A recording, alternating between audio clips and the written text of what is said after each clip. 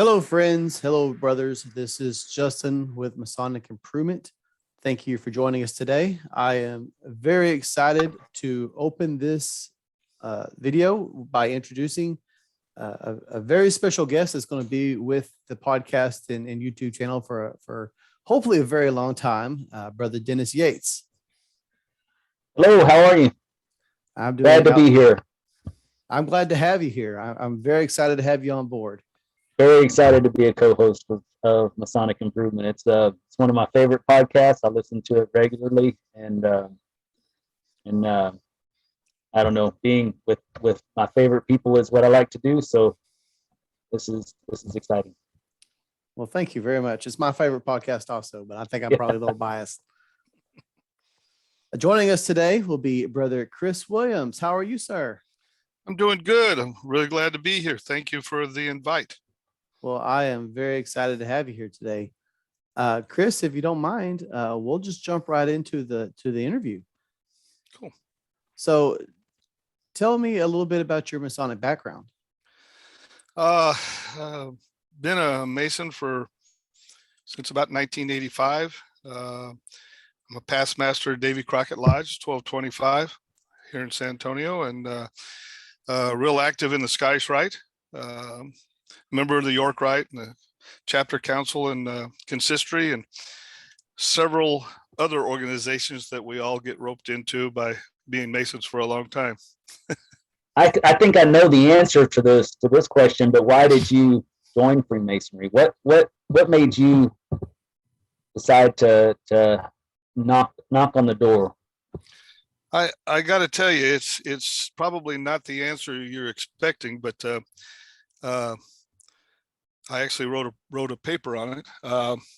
My grandfather was a Mason. He was a past master of Mineral Wells Lodge 611, and he got sick long about the time I was 6 years old, and he ended up dying about 4 hours after he got sick. There was a chunk of bone that went up into his brain and killed him, and he called for my mother on his deathbed, and he told her that he made her promise him that she would make sure that I became a Mason, and left me with a box of Masonic books and paraphernalia, and about 30 years later, I finally woke up and realized the promise that she had made, and happened to see a person who I respected, found out he was a Mason, and one thing led to another, and I ended up joining the fraternity. And so it was not anything that I had looked forward to, or that I had even researched or anything. It was all because of a promise my mom made to my grandfather. Wow. Well, now I'm really curious about the box. Did you get it at a certain age, or not until you became a Mason? I got it. He passed that day, and I got the box the next day. And of course, 6 years old, I wasn't really cognizant of what it was, but I did. My interpretation of it was there was a lot of weird symbols, and there was a sword, and what I later realized was a chapeau, and a sword belt. And my grandfather, I found out later, was a regular attendee and a member of the commandery. And I carried those books. There was 2 copies of Morals and Dogma in there. There was a couple of copies of Jewels of Masonic Oratory, which are a collection of grand orations from around the country, and some indiscriminate little pamphlets and books. It was kind of cool, but I never actually went through them until I finally became a Mason. Wow. Very cool. Yeah, that sounds like a treasure. Yeah, when I was a kid, I was all about treasure. Yeah, that's awesome. When I finally realized it was a treasure, yes. Wow. So you really didn't have any expectations on Freemasonry when you joined, except for what you. No, it's interesting that you say that I didn't have any expectations, because that's exactly true. I came into it because of a a promise that was made within the family. And the only thing that I knew is that it was important to my grandfather, so it had to be something good. And other than that, I didn't even bother researching anything. Um, I went through all 3 degrees, and I can tell you that it is and was the best thing I've ever done, and it never disappointed me. Mhm. So now that you've been in for a while, clearly your expectations have changed over time, because you stuck around. You saw the Yeah. value in it. What would you say, in your experience, are the strengths and weaknesses of our fraternity?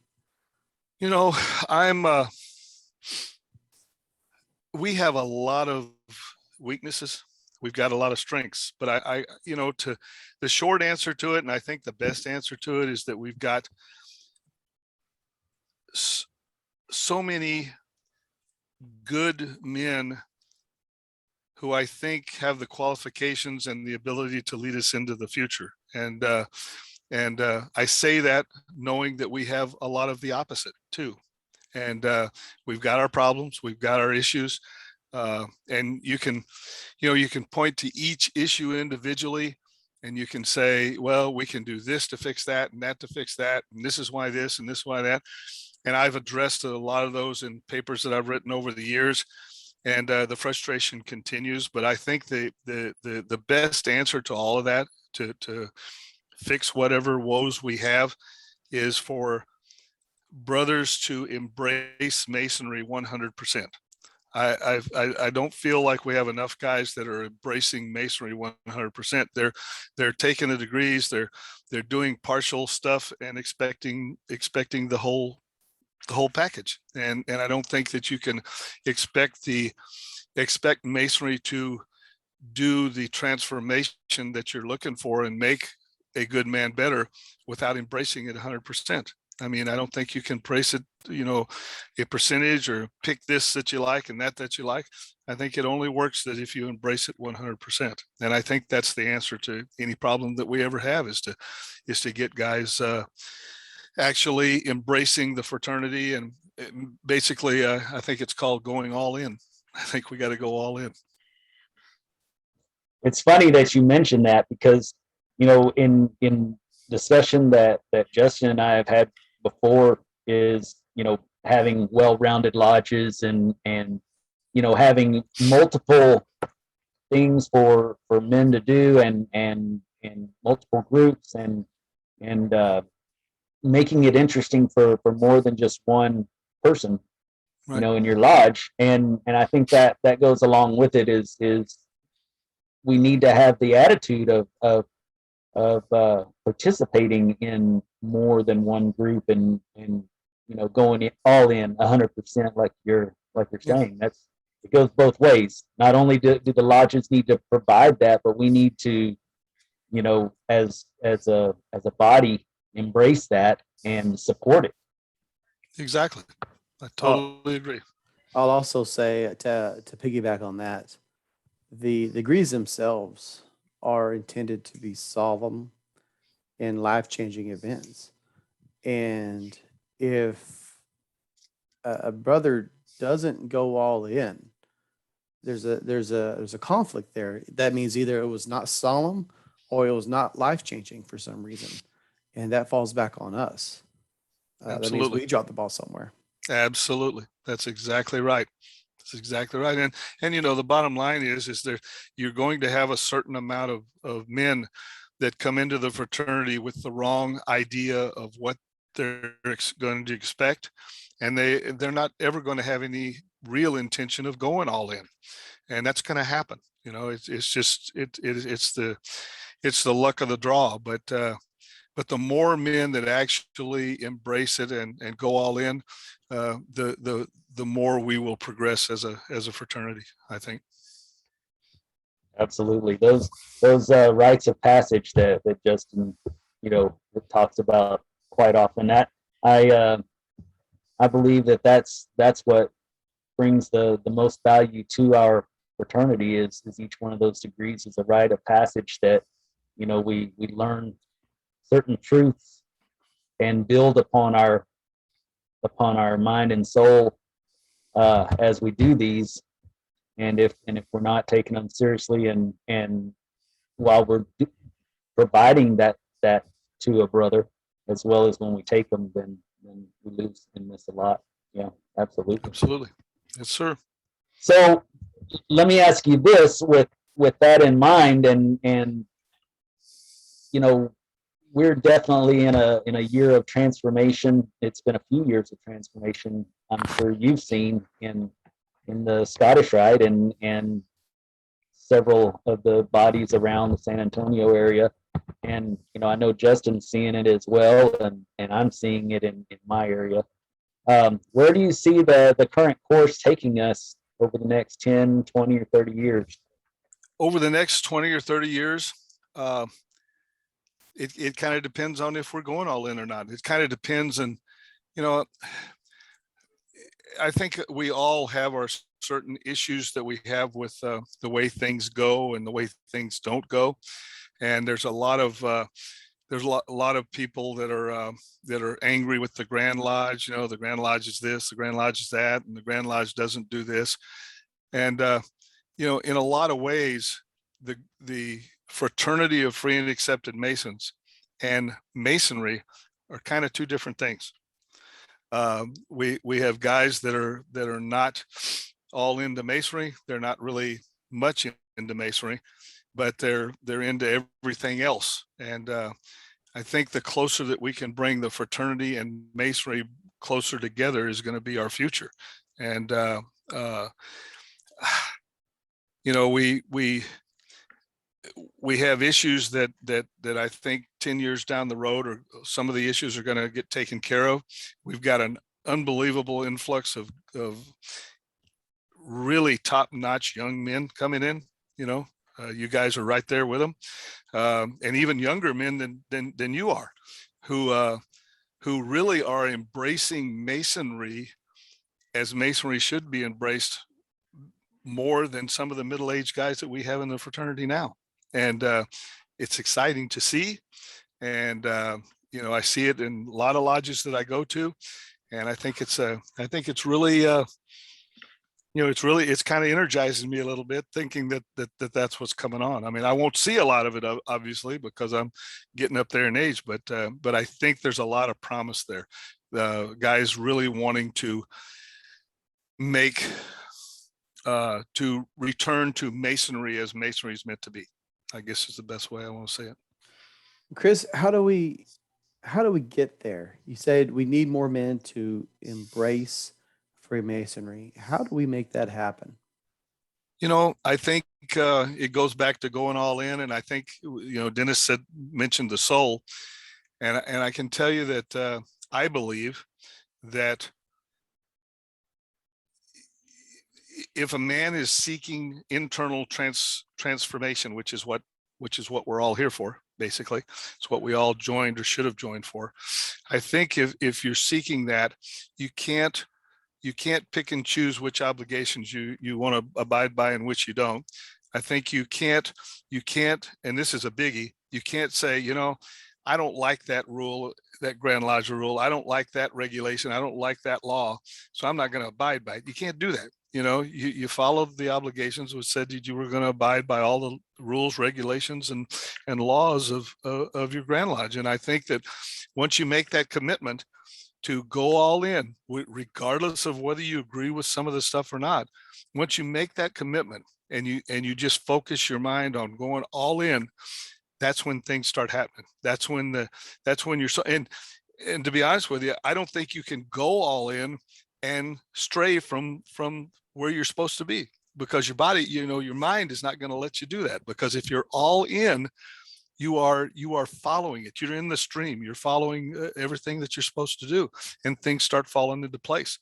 I see guys all the time that, you know, they got raised and now they're done, and they think they're now a better man, and they're not. You know, it's a different perception, and you know, they've just I'm a Masonic education guy.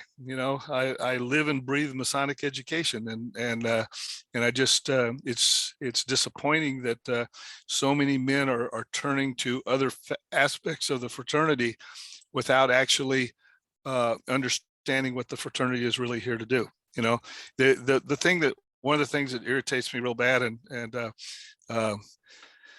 you know, uh, faith, hope, and charity. Okay. Well, charity was never meant to mean giving monetary gifts to people Mhm. or anything. Charity is love. Charity, in my opinion, is love. Faith, hope, and love. And then that love, or that being, following those Masonic principles, are what leads us to be charitable, from a philanthropic point of view. And we've got lodges and brothers all throughout the fraternity that's all they want to do is raise money and give money to people, and they're missing, in my opinion, the big picture. And it's disappointing, but I think the sooner we can get everybody all in, I think the better we'll be. I agree with what you said about charity, and without going off on too much of a tangent, I think Freemasonry teaches us as individuals we should be charitable men, but I don't think that necessarily implies that is the goal of the organization itself. Right. It didn't necessarily imply it's a charitable organization. I think, and this isn't necessarily a Masonic thing, but I think as you develop as a man and as you become a better man, you will, by sheer virtue of improving yourself, become more charitable. Absolutely. It just comes with it. It just happens. Absolutely. You're exactly right. And I think when we change our focus and we start thinking that our primary focus in Masonry is to be charitable in the way of giving, money and whatever to causes and to people and everything, I think we blur the lines of where Masonry is supposed to really take us. And just by virtue of being Masons and being true Masons, that charity is going to be there. We're always going to do that. But when we focus, when we lay Masonry aside on this side and focus only on the charitable aspect, I think we miss out a lot. Yes, sir. I'm going to. We're also given the wrong impression when we do that. Absolutely. We're putting the emphasis out there. There's so many people that only recognize us as the clowns at the circus or Yes. the little red cars or what have you, and they miss out on the true value that comes with being a Mason. I just wanted to piggyback real quick on what y'all were talking about, and the way I see it is, when I was younger, I wasn't able to contribute as much, and so I believed heavily on receiving charity and just focused on the love aspect. But as I got older, as I grew as a person and as a man, as a contributor in life, I was able to give back more, and that's basically what happens. Is as we become older in our Masonic journey, we realize the responsibilities that we have to those behind us, that we need to help raise them up to learn to be where we are, so that we can be a more productive society in general. And that goes with not only charity, but contributing in our local governments and things like that. Just being contributors in life, and not just being the one looking for the handouts. And that's where I agree with you, Chris, that we oftentimes focus too much on the giving part, asking people to give to our charitable functions, instead of us just being the men that we need to be, and being the example that would make other people want to give like we do. Well, one of the things is that in the early 1900s and before, most people weren't able to give money in any charitable fashion to anybody. I mean, they didn't have that kind of disposable income at all. You know, they pay, you know, they contribute at church and things like that, but they didn't have that type of money. And so then the focus of faith, hope, and charity becomes love, and the definition becomes the giving of one self to another. Right. You know, rather than a monetary thing, it's the giving of oneself to another. And I think that's, to me, that's Masonry. You know, we're here to give ourselves to others, you know, to be there for our brothers and all of humanity, really. So that's what I go back to. I had no idea you were writing books, but here you are, a published author on Amazon with 4 books. So many I can't even hold them all in my hand, and they've all come out in the past year, all on the back of Big John Deacon. Yeah, and it's kind of weird the way it all happened. You know, I started a newsletter when I became worshipful master. One of the big things that I wanted to do is I wanted to make Masonic education #1 in our lodge. And I decided I was going to start a newsletter to send out to our members every month.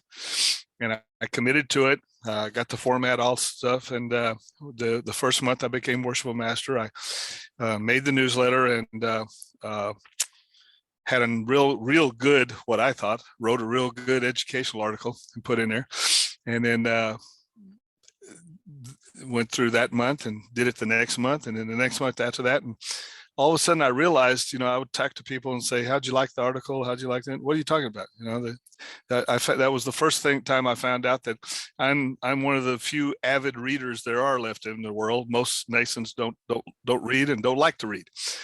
And I thought, well, you know, this is not going to work unless I find some way to get them to look at it, you know?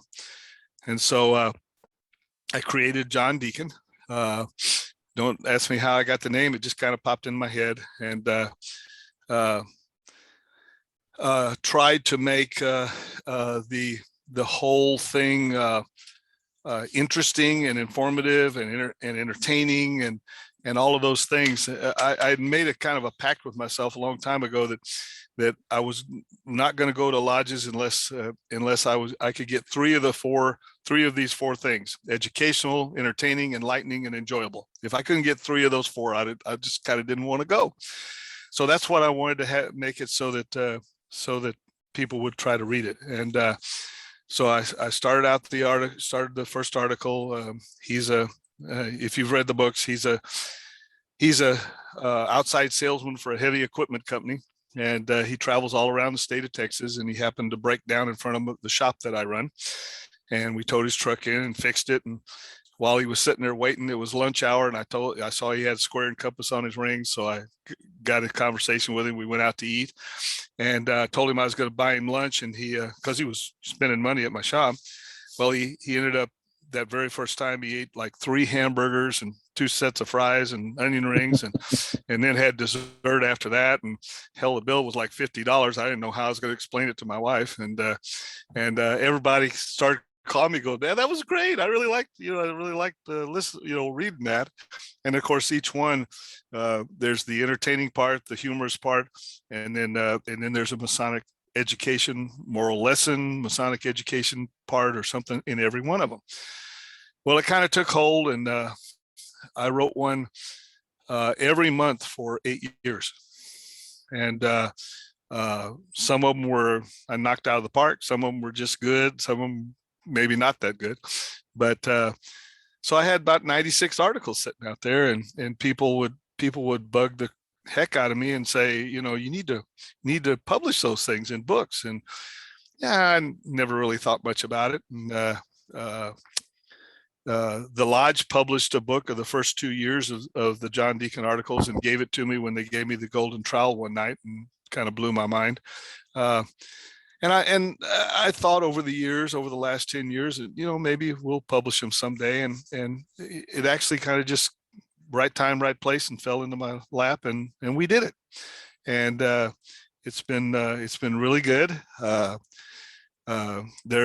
I've gotten lots of responses. At one time with our newsletter, it was going pretty much all over the world. I mean, we had about 2,500 people that we were actually sending it to, and they were forwarding it and sharing it and all that stuff. And we got people calling from England and people calling from Australia and several places, Germany, talking about John Deacon.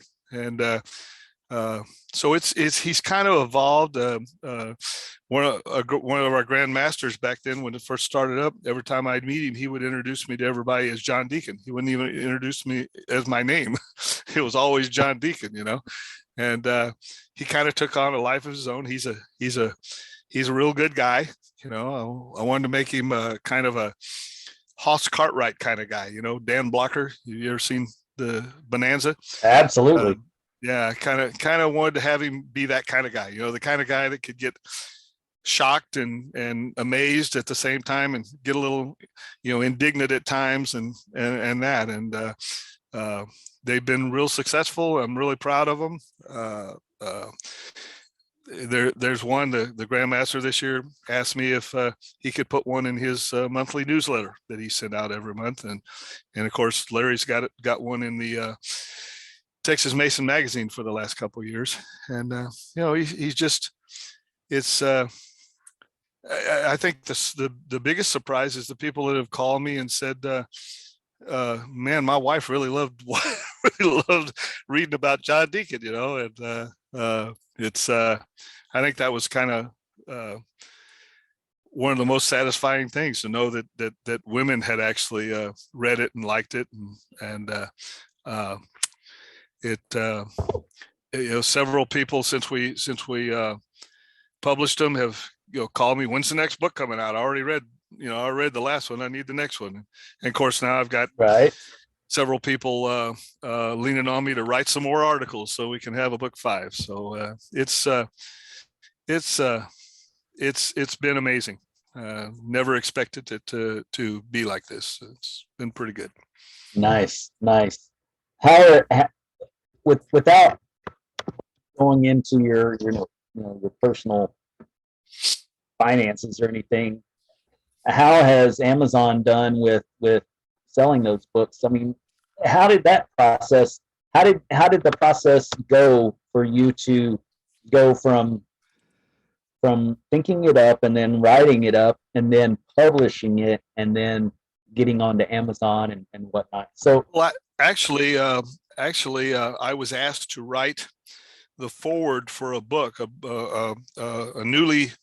A new past master of one of the lodges in San Antonio asked me to write the forward for the book he was writing, and he was writing a book about his year in the East, which was good because he'd done some remarkable things and made a difference.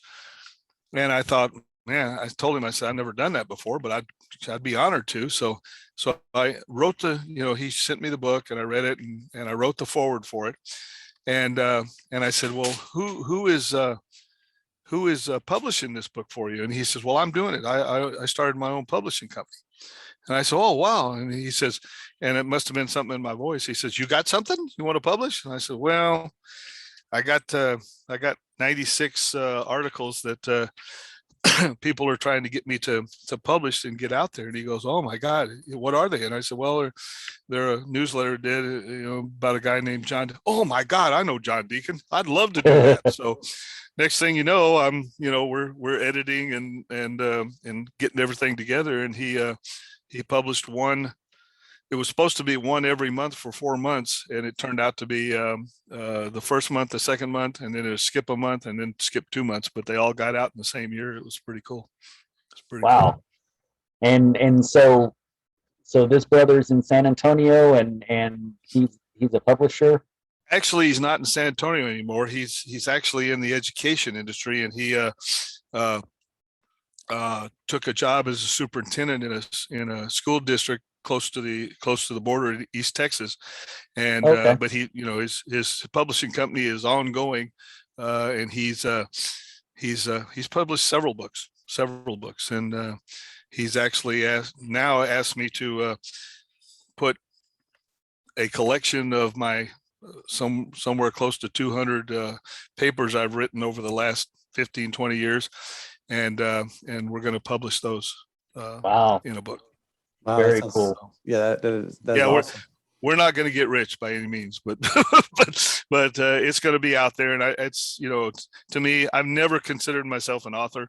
I have a very vivid imagination, and when I come up with an article, a suggestion for John, I just keep typing as long as the movie plays in my head, and that's what comes out, and it's always a lot of fun. Every article is a situation that either happened to me or happened to somebody close to me that I have taken, and some of them some of them were so funny that I didn't have to help them along at all, and some of them I helped a little bit, but they were a lot of fun writing, and when I go back and read them now, I look at them and I go, how in the heck did I write this? I don't I don't, this doesn't look like something I wrote. I mean, it's too good. So yeah, it's been a nice little ride for the last 6-7 months. So to reiterate, these books can be found on Amazon. Yeah, they're all on Amazon. They're like $12.99 a piece, and they're selling pretty well. People have called and request them, and then at first it was just paperback, and now Amazon contacted us and said, hey, we're going to give you a hardbound option too. So wow, we got a nice. Yeah. What are the names of the books that are out already? Well, the books, all 4 books have the same exact name, and the name. I will tell you that when I first started the article, the newsletter, the name of the articles were the Profound Pontifications of Brother John Deacon. That was the name, and it kind of took off and everything. When we published the books, me not being savvy about the internet as much as he was, he decided, he asked me if we could change the name a little bit, and of course Dennis is holding up the book there. It's now the Profound Philosophical Pontifications of Big John Deacon, Freemason Extraordinaire. So it's a long title, but it was designed to for certain keywords, I guess, if somebody's searching for it. But yeah, it's pretty neat. Like I say, I don't consider myself an author per se, and really and truly, you're never going to read a word. John Deacon's never going to come up with a word that you're going to have to go to the dictionary and look up. That's how simple the book is. So, but he's got great ideas. They're things that have impacted Texas Masonry over the last 10 years, 15 years. The articles, we eat at a different place almost every time. There's several places that we've been to 3 or 4 times, but it's always a different. Somebody described it as a pleasant trip through all of the restaurants in Texas, because we go to a lot of different ones, and we talk in depth about what's going on in the restaurant and the people there and stuff like that. So it's kind of interesting. I get like I say, it surprises me that I did all that. Well, I'll include links below on the YouTube description and in the podcast description. So if anyone is interested, and if you want just a quick link, check out the description below, and I'll be sure to put those there. Super. The resolution that we were talking about is resolution 5. I was pretty honored this year to be asked to help out with some of the special assignments that were going on with Grand Lodge, and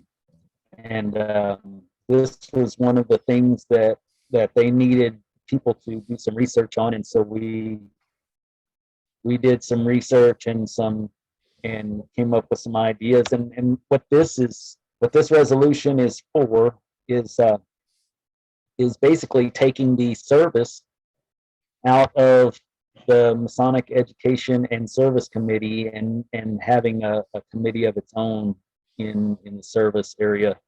And this is for different things like natural disasters and other service-oriented events that would happen in different regions. So it would basically regionalize a service team, create a service team of people from different regions that would be responsible for having phone numbers, contacts, the people you go to. If your lodge needed to get a hold of FEMA or whatever, you would call your regional service guy and say, how do I get a hold of our local FEMA representative or what have you? And that's what that would be for. It wouldn't be for them to take on the world by themselves, but it would be a resource for lodges to go to without having to contact Grand Lodge, because the secretary is really more for the administrative work of Grand Lodge, not for organizing and making things happen in this scenario. It's for us to take care of ourselves anyways. And then years ago, it was placed onto the Education Committee as the Education Committee and Education and Services Committee. And the services part of it never really took shape or took form, and so it really wasn't worthwhile to even have it as part of that committee, because it didn't really take hold. And that, Chris, you were on the committee for years and vice chair of the committee and so forth, so you probably know more about this than I do. I've just been helping with them this past year and then helping on this little project.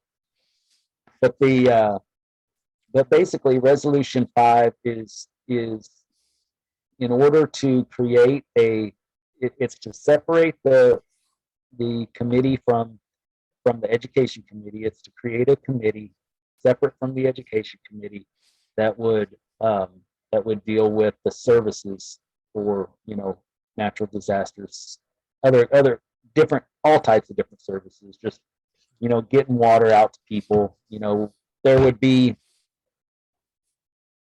one regional person in each area, and that region, and that's another thing that we don't even have really set up in Grand Lodge is regions for Texas. You see the Texas Masons app, and so I think that we should have regions that go along with that app, so that when you go to that app, you can go to your regional liaison and get the help you need through that region. So number one, we have to create these regions, and number two, then you put the people in place in those regions to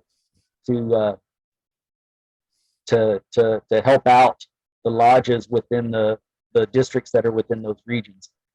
So there's quite a bit that actually goes into this resolution, and I can see where people may be concerned about that, because it is going to be an undertaking doing it, but it's for the betterment of our fraternity, and it takes pressure off of, and that's the thing, is that it's not really getting done at this point.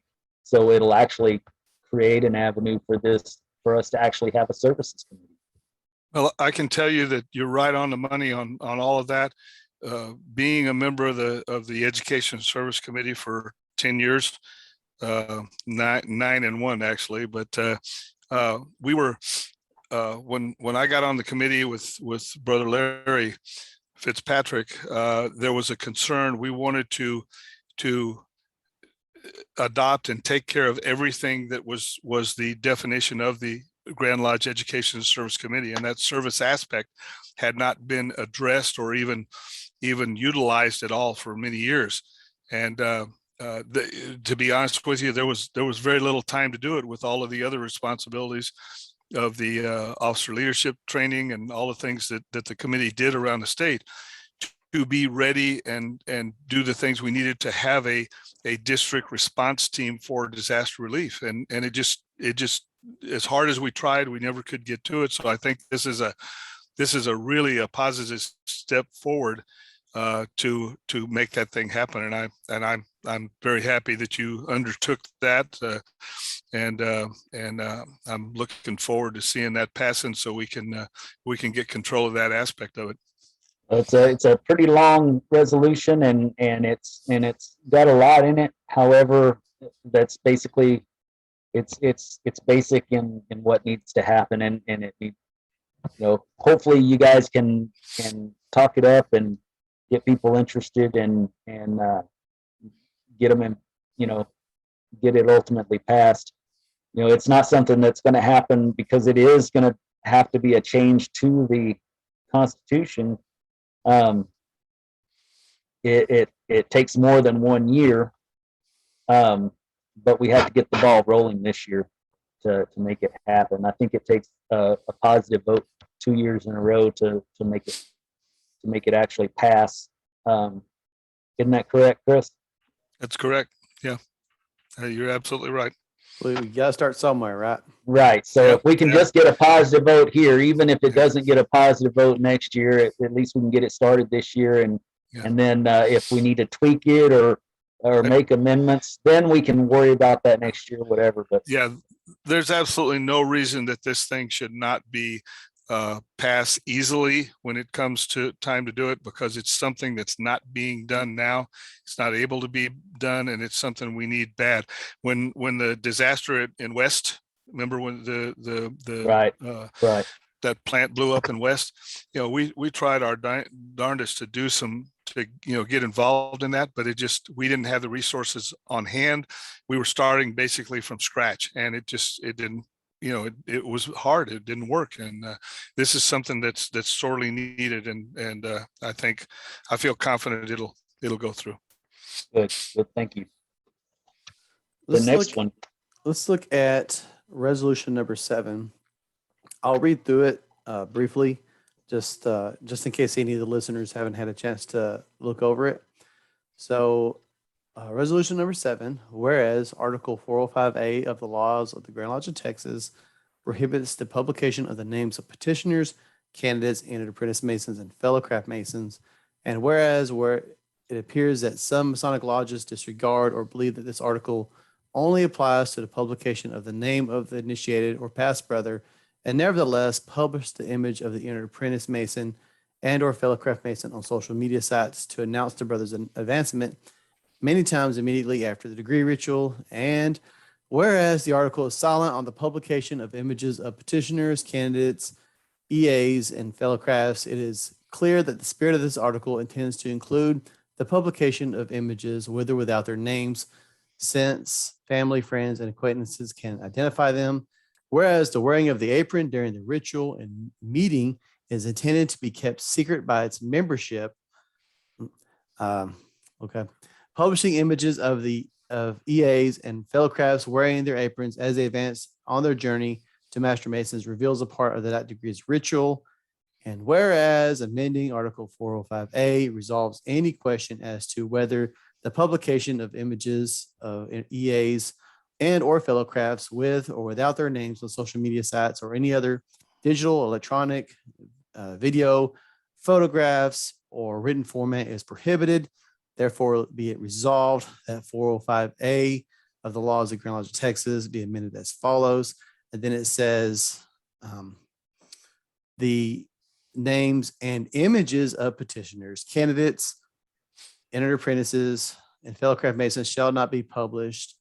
It removes in a newsletter, and then it says whether in digital, electronic, video, photographic, or written format on any social media site or any other platform, public or private. I have my opinion on it, clearly, because this is something I wanted to talk about, but I'm curious what y'all's thoughts are. Go ahead, Chris. You're the guest. I'll be honest. Thanks. I'll be honest with you. I 100% agree with this resolution. I hope that it passes. It needs to pass. There are, as corny as this sounds, there are people out there And we all know how social media works. And there are people out there who have a misguided and uninformed opinion about who we are and what we do, and to give them the opportunity. And I've seen it. I mean, I've seen it happen. Give those type of people the opportunity to disparage our fraternity, to disparage the brother who's going through the degrees, to say things that are absolutely false. And unfortunately, things that people say in that respect, there are narrow-minded individuals that pick up on that and parrot it. And I don't think we need that kind of publicity. I don't think it's that big a deal. I know that lodges are excited and just happy to have initiated, passed, or a new member. But there's a time and place for everything, and I think I agree with the pictures of the wearing of the aprons. That's not necessary. It's just, we're only talking about a short time before the guy gets raised to the sublime degree of a Master Mason, and there's just no reason that I can see that he needs that his picture and everybody else being on Facebook or social media or whatever.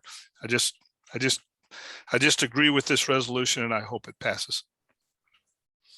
I agree. I think that the entered apprentice and the fellow craft mason, while they are masons, and if they were to pass away or what have you, then I support a full Masonic funeral for them, because they are actually masons. They made it through our vetting process, and we found them worthy to take the degrees of masonry. However, they are not, let's say, full members, because they haven't, well, as you know, you're not a Master Mason until you're a Master Mason, and they don't really even understand what they're a part of yet. In fact, to be honest with you, I didn't know really what I was a part of until years after I was a Mason. I mean, I knew what I was a part of, but I really didn't know the depth and the width of the obligations that I took, and I didn't. I wasn't prepared to talk to other people about that. If someone came to me on the streets and challenged me about masonry, I would just make the fraternity look bad. So giving people the opportunity to see somebody who's not ready to be out there yet, who's not ready to have those discussions, I just don't think it's a good idea. Even if it's within a somewhat of a closed type group within, like, let's say the Texas Masons or Texas Freemasonry Facebook pages, I don't think they should be involved in those, because there's too many discussions that go outside of they're too inside of bounds of what should stay in the lodge. So I think that we should absolutely make sure that people don't have their pictures up until they're actually Master Masons, until they're real contributors to the fraternity as a whole. Well, I'll take the less popular opinion on this. In 99.9% of lodges, and this goes back to our earlier conversations, there's really not a huge difference in a man between his EA degree and his master's degree. There should be, but there's often not. And so I understand the argument that he's not ready, but he's as ready as he was as a EA, in my opinion. Most people. I'll of course abide by whatever the law is. Like I said, like we said earlier, we took our obligations. I just feel like sometimes we're a little too zealous about this. And I think that social media is the best way to get out what your lodge is doing. For example, one of the main reasons that a lot of lodges do charity is for publicity. That's what one of my beliefs is. They do things to get out in the face of the public, hoping to get new members. But you already have something that's freely available and will get you exposed to many more people than standing on the street corner selling fried potatoes or something. And that is social media. So I think if we're not posting something, we're missing an opportunity. I guess I'm almost on. I see both sides of the fence. So I don't guess I'm as far one way as I originally thought, but I feel as though personally, I'm just not a fan of the law in general. I think we should be able to post the image without getting some kind of ramification. I mean, if we don't want to post names or anything, that's fine. But when this guy turns in his master's work, he's a master mason in a few months. The same people that would have reached out to him as an EA are going to reach out to him now as a master, and he's going to have the same. He's going to have the same remarks as he would as an EA. I totally agree with what you just stated. My position didn't come from the position that he couldn't defend himself or he couldn't defend the fraternity. My position was more like, I'll take an example. A newly initiated brother, his picture was on Facebook, and his mother and father did not know that he had petitioned Freemasonry. And right in the middle of him trying to learn his work and doing, getting settled in and doing stuff, he was under an immense assault by his family for making the decision to do it. In which case, it was tough on him. It was very tough on him. And you're absolutely right. Even becoming a master mason, I know guys that have been Masons for 15, 20 years, and they still can't explain what Masonry is or defend Masonry in any way, shape, or form. But when I saw this guy get attacked and, he ended up having to drop out. He ended up having to go because his family and many of his friends were relentless. And Wow. they never convinced him that we were the devil's spawn that they were trying to, but he just could not handle it. I mean, he was literally almost rejected from the family in most ways Wow. because of that decision. And I think from a certain perspective, that's to me, there's more of that in the reason for this resolution than him not being able to defend the fraternity properly. Yeah. Yeah. That's very unfortunate. But then again, that also goes back to the same family members would have came at him with the same opinions even if they found out after he'd been a master mason. Yeah. And it would have been the same situation. I mean, if your entire family is against it, it doesn't matter if you're an EA or a master. You're probably you're not going to stick with it. That's exactly right. And he may have had a better platform to stand on, at that point as a master mason. But as far as Facebook, advertising, I don't really think we do enough advertising, to be honest with you. I think we need to be out there loud and proud, and we're a lot better than we used to. When I was master of the lodge, there was very little going on. And, I'm of the opinion that you cannot advertise too much, no matter what it is. Yeah. Even if you just tag yourself. Out there. Yeah, exactly. Well, brothers, this has been a very good interview. I'm very pleased with where the conversation has gone and everything. I think this is also probably a good wrap up point. Does anyone have any final remarks they'd like to say? I don't really have anything major to say. I appreciate the opportunity to come on and talk about my books.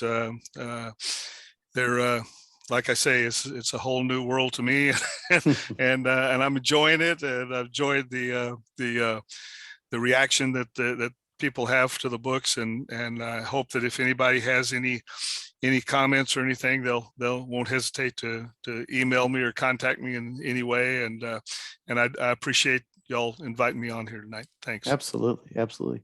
Dennis, we got about 30 seconds. So All right. Well, as You can't do my this in don't- 30 seconds. don't say as- anything I have to edit.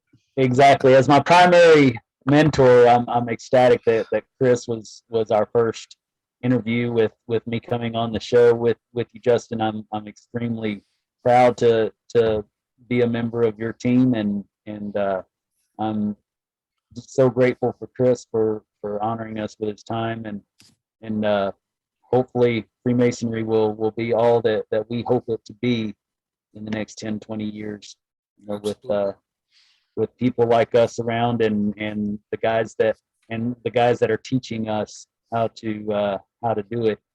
You know, hopefully we'll make a good impact on Freemasonry. Wonderful. Absolutely. Well, Dennis, Chris, I appreciate you both. And I look forward to, I don't think I met you in person yet, Chris, but I hope to meet you in person soon. I hope And, so. Looking forward to our next interview, Dennis. Absolutely. All right, y'all you take soon. care. Yes, sir. Thank you, Take care. guys.